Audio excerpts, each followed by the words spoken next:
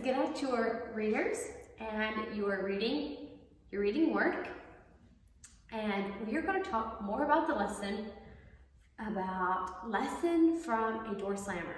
Okay, so lesson 8, lesson from a door slammer. So you should have read about this story yesterday as well. So I'm going to ask you some questions about this story, and you see how much you can remember from reading it yesterday. Okay. Who slammed the door in the beginning of the story? Who is the door slammer? Who slammed the doors at the end of the story? Who was trying to put the baby to sleep? Where did this story happen? So where did the story take place? Whose house was it at? What problem did Bruce have? What was Bruce's problem? Okay, so you think about those questions and you see how many of those you can remember. And then we are going to move on. Okay, so let's jump right into the lesson. Today we're learning about something kind of new. It's something that it's going to take a little while to get good at. It's going to take a while to learn how to do this well. And it talks about scanning. So if you're there on your lesson 8, right there in that box it says, when you scan a story, do not read every word. Look for clue words. When you find one, see if the sentence tells the answer. So it's telling us here that when we scan, we don't read every single word in this story. We simply just glance over it, looking for a specific word, okay? I'm going to give you a little illustration of what scanning is. When you go look for your lunchbox on the shelf, you have a picture in your mind of what your own lunchbox looks like. Suppose your lunchbox is a blue metal one with a round lid. You don't pay attention to the boxes that are square or plastic. You don't see brown paper bags. None of them fit the picture that you have in your mind. So when you're looking for your lunchbox on the shelf here at school, and you're just scanning over it trying to find your lunchbox, you know exactly what you're looking for because in your mind, you can picture exactly what your lunchbox looks like, okay? So you don't even really notice all the others. You're looking for yours because you know what yours looks like. Same way when you're in a crowd of people and maybe you're trying to find your mom and dad. You don't look at every single person that is in that crowd and say, I don't think it's him, I don't think it's her, it's not her, it's not her. You simply just scan over the crowd. And when you see your mom or your dad or whoever you're looking for, you automatically know that it's them because in your mind, you can picture what your mom or your dad or whoever you're looking for looks like. And that is that person that you're trying to find. You don't even notice all the other people around. You're just scanning, looking around, and looking for that specific person because you know what it looks like. So we're going to try doing the same thing in reading. So what we're going to do is get out your readers. So everyone get out your reader and turn to Lesson from a Door Slammer, okay? It's on page 101. So we'll give you a little bit of time, get your readers out, and turn to Lesson from a Door Slammer on page 101.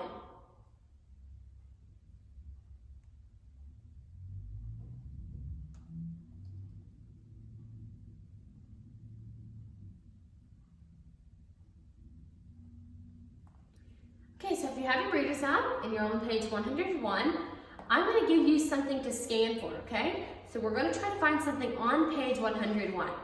So stay right there on page 101, and I want you to scan. So by saying scan, don't read every single word. Just let your eyes kind of graze over this paper. Just kind of let your eyes roam over this paper, and you see if you can find the bold-faced word voice, okay? And this is how the word voice looks.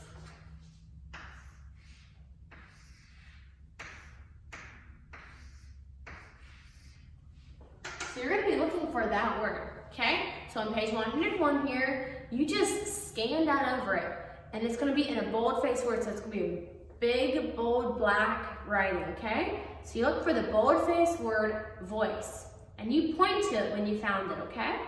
So you scan over this page and you see if you can find the word voice. So here's how you're gonna scan. Just quickly, just gonna kind of run over it, looking for the word voice. And there it is, okay? So there you found the word voice. So now that you found the word voice, you're gonna wanna try to find what line it is on, okay? So here's how you tell what line it's on. So in your reading, it's gonna be asking you what lines something is on. When you're counting lines, you simply want to start from the very top line. So this would be the very first line. And we're gonna wanna see what line this is, what number of line this is that voice is on, because there's our word voice. So we're gonna start right here. 1, 2, 3, 4, 5, 6. And here's where our line voice is. So it is on line 6, okay? Our bold-faced word voice is on line 6. As we go 1, 2, 3, 4, 5, 6. You always start at the top line, the very first line, and count down until you find the line that has the word in it that you were looking for. Okay, now we're going to do some more, okay? So the next one we're going to look for is we're going to turn to page 103. So just flip the page one time to page 103. And we're going to scan for the word house, okay? So this word is not in bold letters. We're going to scan down through here for the word house. So let's start looking. Let's look for the word house.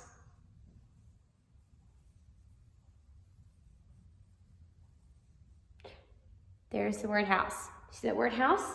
We just scan down through there. See how much faster that was than reading? And then we find the word house. So we're gonna hold our finger right there and we're gonna see what line that is on. What line is the word house on? So let's start at the top of this page and count. 1, 2, 3, 4, 5, 6, 7, 8. Okay, so house is on line 8. Let's do another one. Okay, so we're gonna flip back to page 101 now, okay? Back on page 101 again. And we're gonna scan for the answers to this question, okay? What was the name of Bruce's sister? And the clue word is sister, okay? So we're looking for a clue word, and that is sister. So what was the name of Bruce's sister? So let's scan for the word sister. And there's the word sister. Now let's see if this word sister, let's read this sentence that has the word sister in it, and let's see if that tells us the name of Bruce's sister. So let's start and read this whole sentence. Bruce ran out of the house across the porch to the backyard after his sister, Sue. And it does. What was his sister's name? What was his sister? His sister's name was Sue, right? His sister, Sue. So that helped us find exactly what the answer to this question was, what Bruce's sister's name was. Here's another one. We're going to go to page 103 again. So this page right here, flip one page over, 103. And we're going to scan for the answer to this question. What did Sue want Bruce to bring her? And the clue word is bring. So what did Sue want Bruce to bring her? And we're going to look for the word bring. So let's start scanning for the word bring.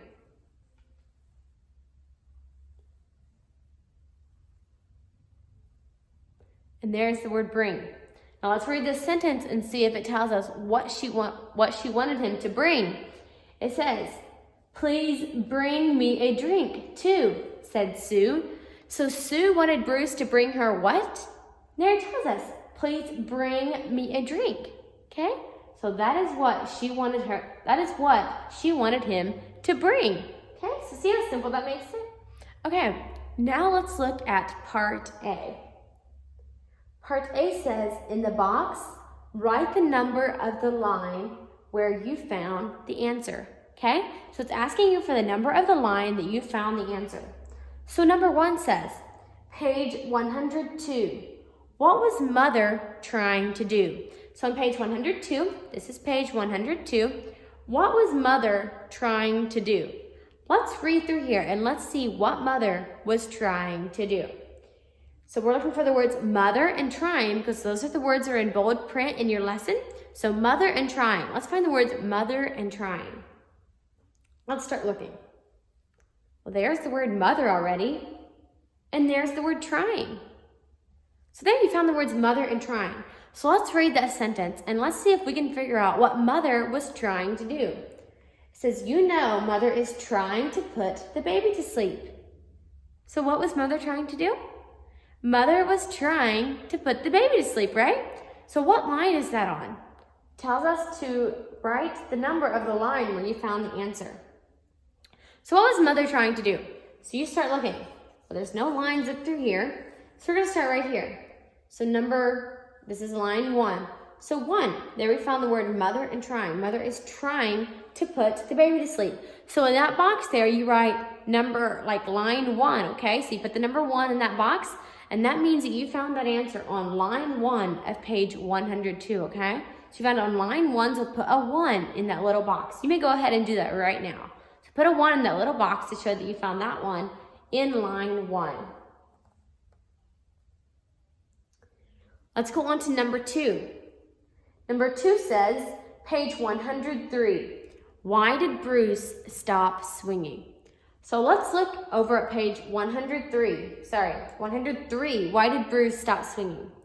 So we're here at page 103. Let's start scanning for the words stop swinging, okay? Because those are the words in bold print in your lesson.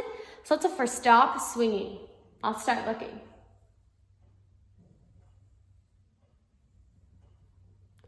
There's the word stop, and there's the word swinging.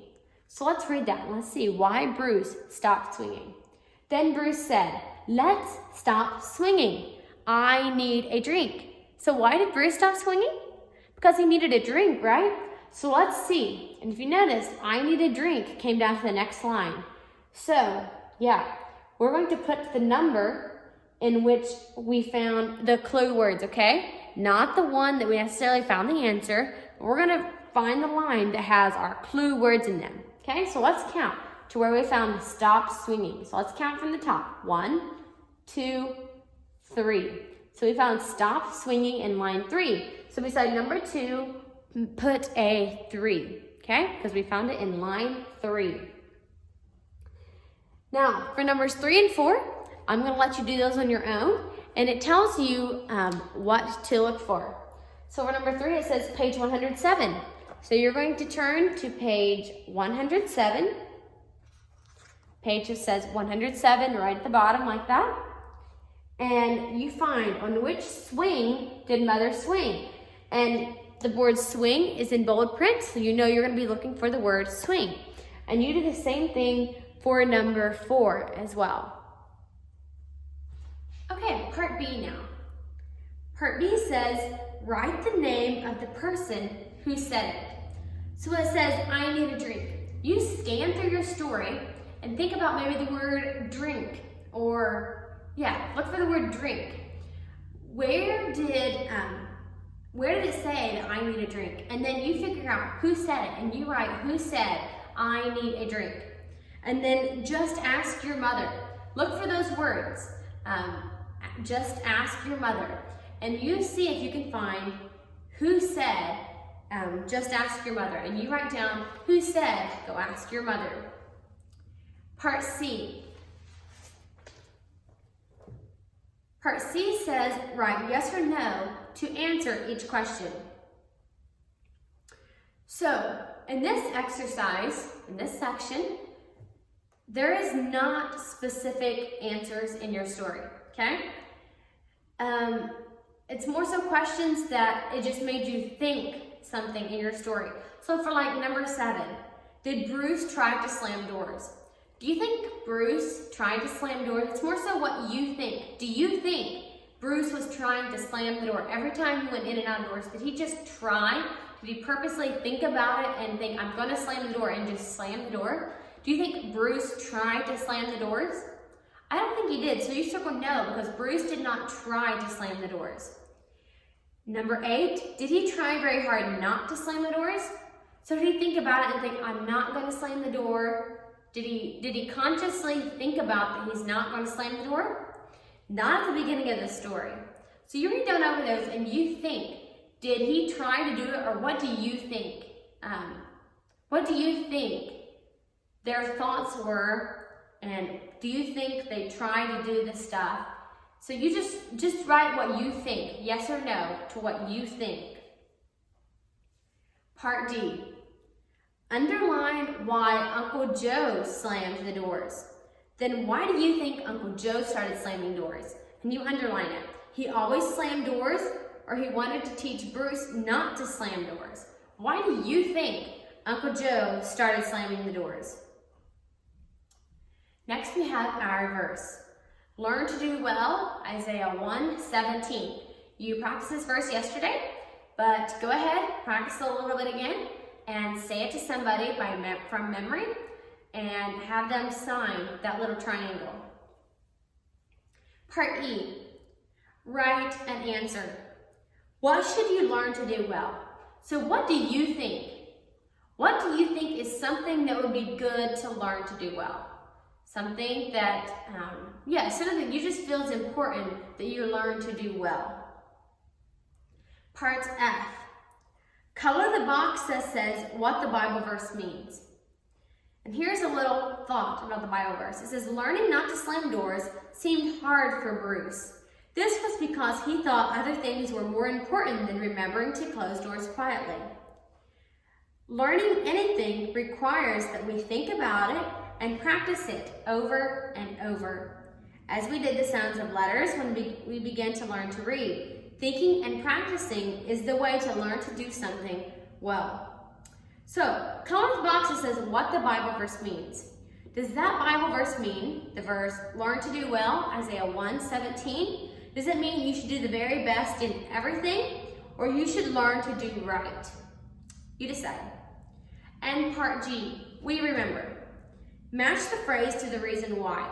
Sue had a star on her paper because she ate too much pie, or she wrote neatly.